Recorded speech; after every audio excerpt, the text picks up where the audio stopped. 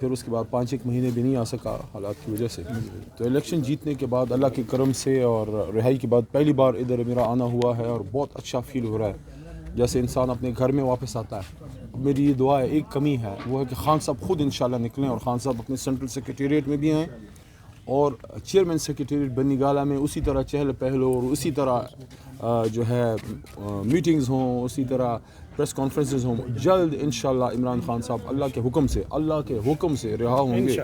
اور میں یہ بھی کہنا چاہتا ہوں کہ آج اگر میں اپنی قوم کو سلام پیش نہ کروں تو شاید بہت زیادتی ہوگی. پاکستانی قوم کو سلام ہے, میری قوم آپ کو سلام ہے. آپ کو عمران خان صاحب نے جس طرح سے آپ کو انہوں نے حق اور سچ کی ایک جدوجہد میں آپ کو اس نے کھڑا کیا ہے اور آپ کی ایک طرح سے انہوں نے آنکھوں سے سب کے پردے کھولے ہیں عمران خان صاحب نے. تو جو جناح کا پاکستان ہے اس کو عمران خان صاحب انشاءاللہ عمران خان صاحب خود نکل کے لیڈ کرتے ہوئے اس کو حاصل کریں گے. پاکستان کو انشاءاللہ مدینہ کی ریاست کی طرز پہ ایک اسلامی فلاحی ریاست بنائیں گے. اس وقت جو پوزیشن ہے پارٹی پوزیشن ہے, پاکستان تحریک انصاف سے بلا لے لیا گیا, لیڈر کو جیل میں ڈال دیا گیا, آدھی سے زیادہ لیڈرشپ کو پارٹی سے چھڑوا دیا گیا, آدھی کے قریب لیڈرشپ جیل میں ہے. جیل میں لوگ جیتے ہیں, انڈر گراؤنڈ تھے لوگ جیتے ہیں. میرے جیسے لوگ کچھ تھے جو گراؤنڈ پہ جا کے ہم نے کمپین کی, لیکن اس کے باوجود جتنی بڑی تعداد میں ہمارا بندہ پاس ہوا ہے. حالانکہ فارم 45 ایک اور کہانی سناتے ہیں, فارم 47 ایک اور کہانی سناتے ہیں. اس کے باوجود اتنا جھرلو پھرنے کے باوجود بھی ہم 100 کے قریب ہماری سیٹیں ہیں. اور یہ فارم 45 کا اگر انصاف ہوتا ہے تو 160-170 تک ہماری سیٹیں پہنچ جائیں گی. اور انشاءاللہ پارٹی کے لیے بھی ہم نے ایک انتظام کیا ہوا ہے. جلد ہی ہماری خواتین کی سیٹیں بھی جو ہے وہ ریکور ہوں گی, وہ ہمیں ملیں گی. پاکستان تحریک انصاف مرکز میں, پنجاب میں, پختونخوا میں حکومت بنائے گی. میں صدر مملکت جناب آصف الوی صاحب سے, اسلامی جمہوریہ پاکستان کے صدر مملکت سے درخواست کروں گا تحریک انصاف کے سینٹرل سیکریٹریٹ میں کھڑے ہو کے ایک پاکستان تحریک انصاف کے ایک فارمر ممبر اور ایک ورکر ہونے کے ناطے, ایک پاکستانی ہونے کے ناطے, کہ آئین کے مطابق سب سے زیادہ سیٹیں جیتنے والی جماعت کو حکومت کی دعوت دینا ایک آئینی ذمہ داری ہے. تو میں صدر مملکت کو درخواست کروں گا پاکستان تحریک انصاف کے مرکزی دفتر میں کھڑے ہو کے کہ پاکستان تحریک انصاف کو مرکز میں, پنجاب میں اور پختونخوا میں ہمارا حق بنتا ہے. آپ حکومت بنانے کی دعوت دیں اور انشاءاللہ پنجاب میں, پختونخوا میں اور مرکز میں پاکستان تحریک انصاف حکومت بنائے گی. جلد خان صاحب نکلیں گے جیل سے اور انشاءاللہ اپنی اسی کرسی پہ بیٹھیں گے جس کی شیٹ آج بھی میرے پاس موجود ہے, وزیر اعظم پاکستان کی. جی یہ ایم کیو ایم کے پاس ایم کیو ایم کے ساتھ شامل ہونے کی جو آپشن ہے اس پہ غور کیا کوئی نہیں؟ دیکھیں, میں کسی امکان کو رد نہیں کرتا, لیکن آخری اپروول خان صاحب کا ہوگا.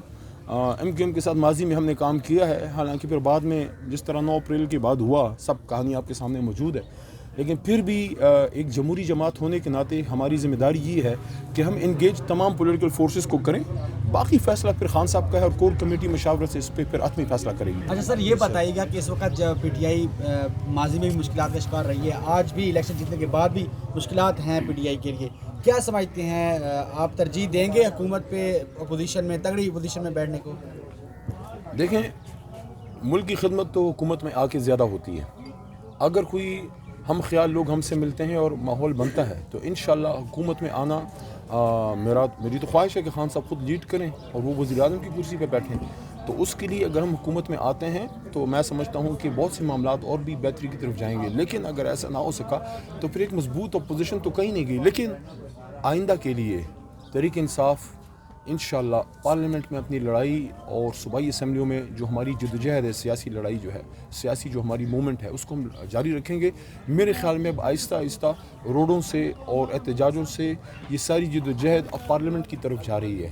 میں ذمہ دار لوگوں کو بھی کہوں گا کہ جو قوم کا مینڈیٹ ہے وہ مینڈیٹ عوام کے پاس رہنا چاہیے اور موقع دیں. پاکستان کی تمام پولیٹیکل فورسز کو موقع ملنا چاہیے کہ ہم روڈوں سے اٹھ کے اب پارلیمنٹ میں اپنا رول ادا کریں. لیکن وہ تب ہوگا جب عوام کو ان کا مینڈیٹ ملے گا, واپس ملے گا. اچھا علی محمد خان صاحب, فارم 45 جو ہے وہ ایک لیگل ڈاکومنٹ ہے جس میں پریزائڈنگ کے اوپر دستخط ہے.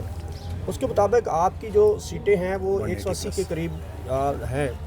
اگر آپ کو یہ مینڈیٹ نہیں دیا جاتا تو پاکستان تحریک انصاف دوبارہ کوئی لانگ مارچ کا سوچ سکتی ہے, روڈز پہ آ کر احتجاج کر سکتی ہے؟ نہیں, لانگ مارچ کی تو ابھی کوئی بات آن کارڈز نہیں ہے. کور کمیٹی نے اس پہ کوئی فیصلہ نہیں کیا, نہ میں سمجھتا ہوں وقت کسی لانگ مارچ کے لیے مناسب ہے. ابھی ہمیں پارلیمنٹ میں جانا ہے. जहाँ जहाँ मसले हैं, जिन जिन जगहों पे रिगिंग हुई है और कुलम खुला 45 फॉर्म 45 के अगेंस्ट फॉर्म 47 वो दिए गए हैं, वहाँ हमने अदालतों में भी जाना है और वहाँ पीसफुल सिटिंग या पीसफुल एहतजाज।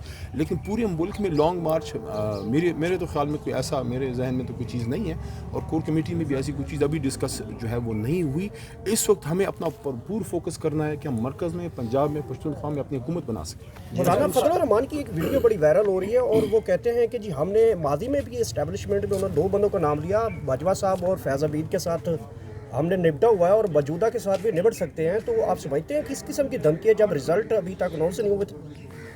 फजल रहमान साहब से तो उनकी अपने अवाम ने निबट लिया है, ओडी खान से बंद वगैरह से फारिग हो गए। मैं पूरी कौम को कहूँगा कि फजल रहमान साहब के लिए दुआ करें कि अल्लाह ताला जो है इस उम्र में वो रास्त पे आए। खान साहब ने कहा था लाहौर से जो इंडिपेंडेंट एक ने पीटीआई बेस ने पार्टी छोड़ी है, उसको क्या पैगाम देना चाहेंगे आप? सुप्रीम कोर्ट का आर्डर उसको ये कहूँगा कि हर इंसान की मुसलमान की एक ज़बान होती है, और ये कि आपने मतलब एक सीट के लिए जनाब आपने अपनी सियासत का कला कमा किया।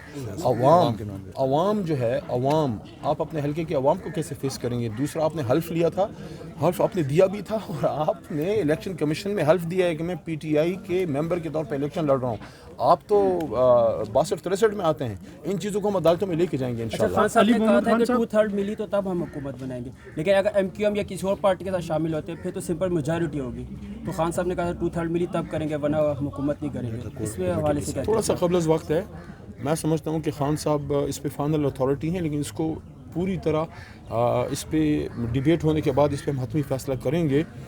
अगर अच्छी टीम के साथ, कुछ हम ख्यालों के साथ तहरीक इंसाफ हुकूमत में आ सकती है तो ये एक अच्छा ऑप्शन है, लेकिन उसमें हम अपने नज़रिए की कॉम्प्रोमाइज़ नहीं करेंगे। हुकूमत में आके अगर आप अपना नज़रिया कॉम्प्रोमाइज़ करते हैं, उस हुकूमत से फिर अपोजिशन बेहतर है। क्योंकि हम ख्याल तो सिर्फ पीटीआई है और तो कोई भी नहीं, पीडीएम है सारी पार्टी, तो बाकी पीडीएम की रह जाती है। जैसे आपको पीडीएम ने धोखा देखें, दिया था, अभी हमारी MKM ने देखें धोखा फॉर्म दिया था। 45 अगर दुरुस्त होते हैं तो ऑलरेडी हमारी सीटें 150 से तो ऊपर हैं ही, उसमें फिर ख़वातीन की सीटें आ जाएंगी। तो आप 2/3 की तरफ तो जा रहे हैं। अगर हकीकी तौर पे अगर फॉर्म 45 की बुनियाद पे फॉर्म 47 बने, अब अगर आपने वो नहीं करना तो फिर मैं कहता हूँ इतनी एक्सरसाइज की क्या ज़रूरत थी? वैसे ही इनको घर फॉर्म 47 भिजवा देते। अच्छा, अली मोहम्मद खान साहब ये बता दें, इस वक्त ये कहा जा रहा है कि अगर वज़ीर आज़म बनते हैं तो आप ही के नाम पर इत्तफाक होगा पार्टी के अंदर, आप गैर मुतनाज़ा शख्सियत हैं। अगर इसी तरह अपोजिशन लीडर बनते हैं तो उसमें भी आपका नाम ही बताया जा रहा है। कोई आपके पास इस तरह की कोई है? तो मेरे पास कोई इतला नहीं है। मेरे लिए ये एजाज़ की बात है कि मैं इस जमात का कारकुन हूँ, और सबसे बड़ा ओहदा, वज़ीर आज़म के ओहदे से भी बड़ा ओहदा वो है जो आपको अपनी अवाम मुंतखब करके आपके सर के ऊपर पगड़ी वो पहना के, आपके ऊपर पगड़ी सजा के आपको भेजते हैं। सबसे बड़ा इनाम वो है जो मर्दान के अवाम ने मेरे इस नातवा कंधों पे और नाचीज़ के सर पे जो इज़्ज़त रखी है, मैं इस काबिल नहीं हूँ। बाकी खान साहब का मैं कारकुन हूँ, जो खान साहब का हुक्म होगा वो करेंगे। अच्छा, आज़ाद उम्मीदवारों को अभी तक एक प्लेटफॉर्म पे क्यों नहीं लेकर, छतरी के अम्ब्रेला के नीचे इस पे वर्किंग हो रही है अभी भी।